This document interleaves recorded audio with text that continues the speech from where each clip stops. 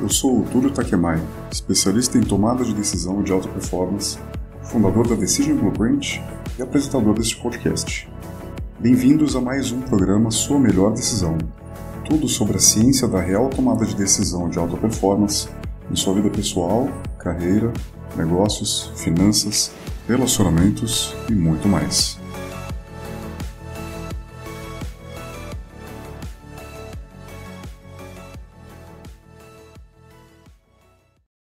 E o tema de hoje é: o que você usa como referência?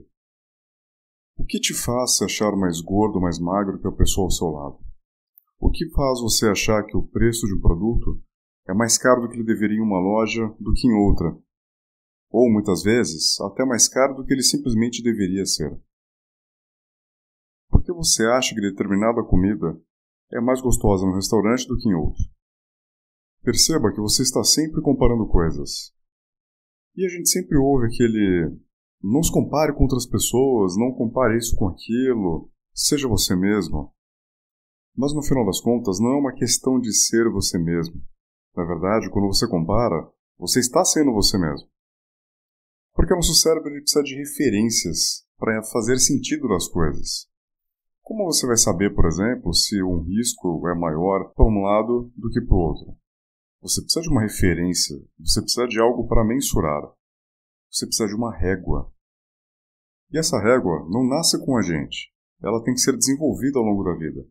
E ela não só é desenvolvida, como ela é adaptada o tempo todo. Conforme absorvemos mais informações, nós alimentamos nossa base de dados mental com novos dados, a gente começa a criar novas referências. A gente começa a comparar com aquilo que já existia, para conseguir atualizar a nossa base de dados, criando uma régua nova. Isso acontece para absolutamente tudo. Então sim, fazer comparações é da nossa natureza, porque senão a gente não consegue interpretar direito o mundo ao nosso redor. Para fazer sentido nesse mundo, nós precisamos constantemente atualizar nossas referências. E como isso afeta nossas decisões? Bom, absolutamente de todas as formas possíveis. Você hoje, neste exato momento, pode usar uma régua de um tamanho específico para julgar, por exemplo, o caráter das pessoas. E daqui a 2, 3 anos, essa régua pode ser completamente diferente. E aí você olha para trás e pensa: nossa, eu não devia ter tomado aquela decisão daquela forma. Eu não devia ter julgado aquela pessoa daquele jeito ou tratado ela como eu tratei.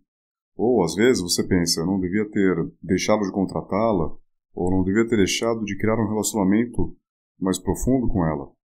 No final das contas, é isso que gera o nosso famoso arrependimento. A gente percebe que coisas lá atrás foram vistas de uma ótica diferente. Mas é absolutamente natural. Como é que você poderia ver naquela época através de uma ótica que você só adquiriu hoje? É simplesmente impossível.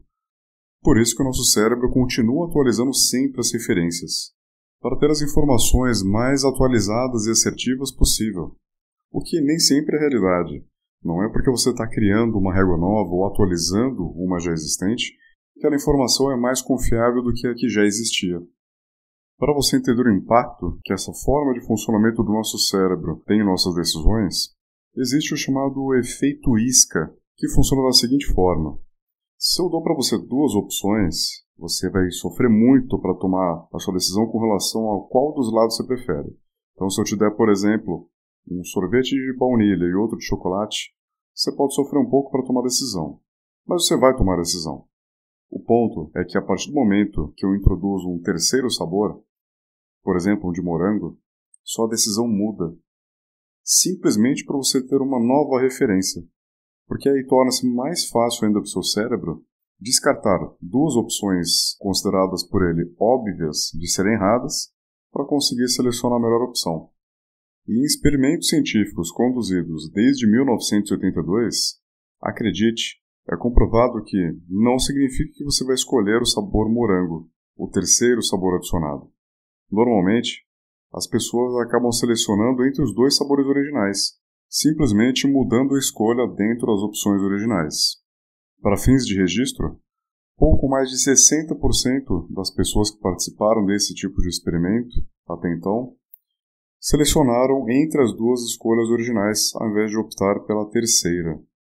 Então, se você originalmente tinha escolhido chocolate entre chocolate e baunilha, na hora que eu coloquei morango para você, a probabilidade é de mais de 60% de você mudar a sua opção original para baunilha, ignorando inclusive completamente a terceira opção.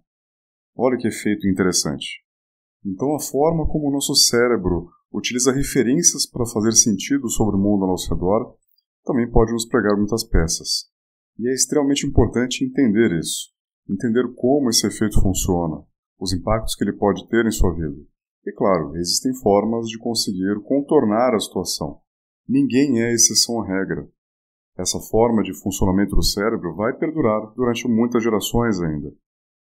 O ponto é que, a partir do momento que você tem consciência e conhece técnicas específicas para conseguir identificar quando esse efeito ocorre, você consegue manipular sua percepção, consequentemente manipulando a sua escolha resultante.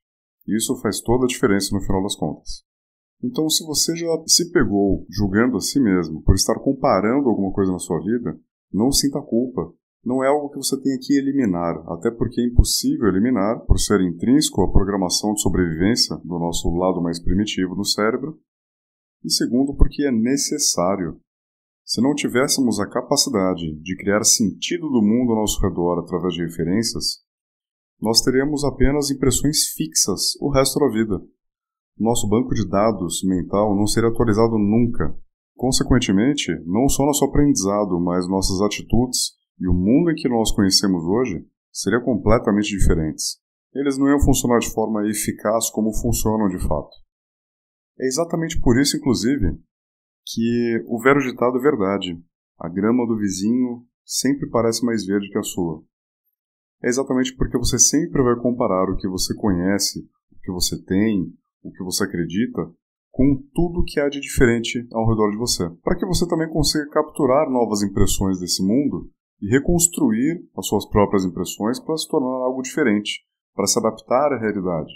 Claro que isso também depende da sua atitude com relação ao que você absorve.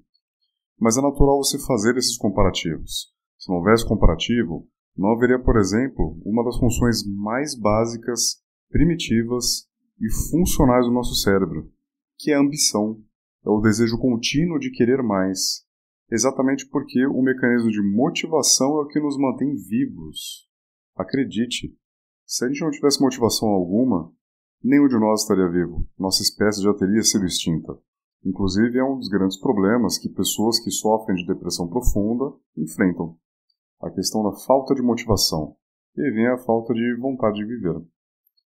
Então, tudo em si tem o seu valor. O importante é você conhecer, entender o mecanismo, entender como intervir ou como aproveitar aquele mecanismo de uma forma mais eficiente, uma forma mais construtiva para a sua vida e começar a aplicar. O ponto no exemplo que eu dei, famoso inclusive, com relação à grama do vizinho ser mais verde, é que a gente acaba parando numa análise muito superficial. O nosso cérebro processa a situação com aquilo que ele é capaz de obter naquele momento. Ou seja, normalmente é algo muito superficial de fato, porque você está só analisando visualmente aquela situação. Você está olhando, por exemplo, para o carro de alguém pensando, nossa, como eu queria ter esse carro? Ou olhando para o corpo de uma pessoa e desejando ser daquela forma, ou olhando a casa onde ela vive, ou o emprego que ela tem. Então são coisas que você captura mais visualmente do que outra coisa. E visualmente não traz muita informação no final das contas para a gente, né? Preciso fazer uma análise muito mais aprofundada da situação para entender de fato quais são as referências reais por trás daquele cenário. Então você não sabe, por exemplo, se aquela pessoa está toda endividada, se ela tem uma doença terminal, se ela está passando por alguma outra situação caótica na vida dela, e sequer se ela tem a perspectiva de que você seria feliz com aquela vida, porque pode ser que ela mesma não seja nem um pouco feliz. E aí tudo isso te daria mais insumos para atualizar a sua régua e a sua perspectiva. Automaticamente você entender que, peraí, a grama não é necessariamente tão mais verde que a minha assim. E não é só questão de ser verde. Ela é sintética, ela é natural, tem flores, tem animais. Qual é a dinâmica daquilo tudo? Como aquilo tudo se interconecta?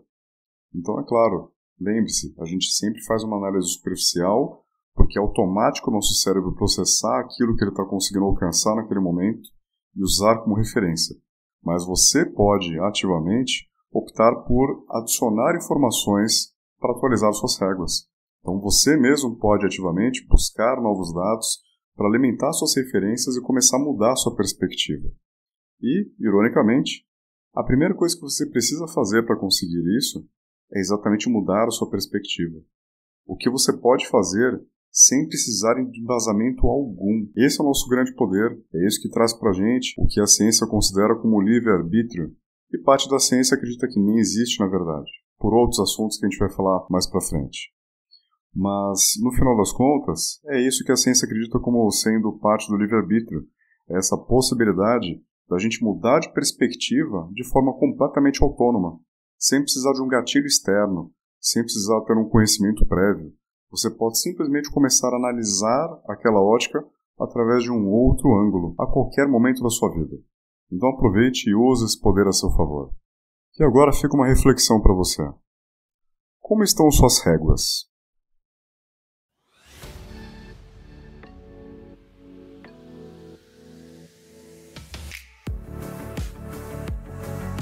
Muito obrigado por prestigiar mais um episódio do podcast Sua Melhor Decisão. Acompanhe nas redes sociais, se inscreva nos canais, contribua compartilhando este podcast com o mundo e certifique-se de não apenas ouvir, mas aplicar todo este conhecimento e conhecer meu trabalho, meu framework de tomada de decisão de alta performance na Decision Blueprint. Envie pedidos e sugestões de temas para explorar em detalhes dentro do mundo da ciência da tomada de decisão de alta performance, use a hashtag Sua Melhor Decisão e até o próximo episódio.